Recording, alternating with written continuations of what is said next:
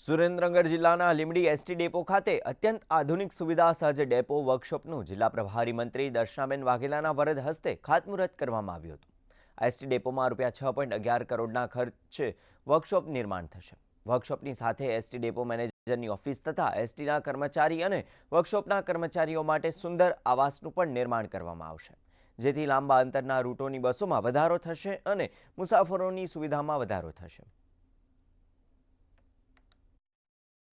આ જે વર્કશોપ બનવા જઈ રહ્યું છે એ વર્કશોપ અહીંયાથી 100 કિલોમીટર અમદાવાદ અને અહીંયાથી 100 કિલોમીટર આગળ કોઈ આવું વર્કશોપ છે નહીં। ભારતીય જનતા પાર્ટીની સરકાર, માનનીય મુખ્યમંત્રી અને અમારા ડેપ્યુટી સીએમ કે જેમનો આ વિભાગ છે, આ વિભાગમાં અમે જે ખાતમુહૂર્ત કરીએ ને એ ખાતમુહૂર્ત કરી અને એ કામ સમયસર પૂરું થાય અને લોકોને ઉપયોગી થાય એવા અમારા સૌના પ્રયત્ન છે। આ ખાતમુહૂર્ત આવનારા ટૂંક સમયની અંદર જ આ વર્કશોપનું કામ પૂર્ણ થશે અને આ વર્કશોપ પૂર્ણ થવાથી ઘણી બધી સુવિધાઓ મળવાની છે। ત્યારે કહેતા મને આનંદ થાય કે આ સૌરાષ્ટ્રનું પ્રવેશ દ્વાર અહીં ઘણી બધી બસોનું પણ અવરજવર થતી હોય છે। ત્યારે આ વર્કશોપ દ્વારા કોઈ પણ બગડેલી બસ હોય કે કોઈ પણ એને રિપેરિંગ કામ હોય તો આ વર્કશોપમાં થઈ જવાનું છે।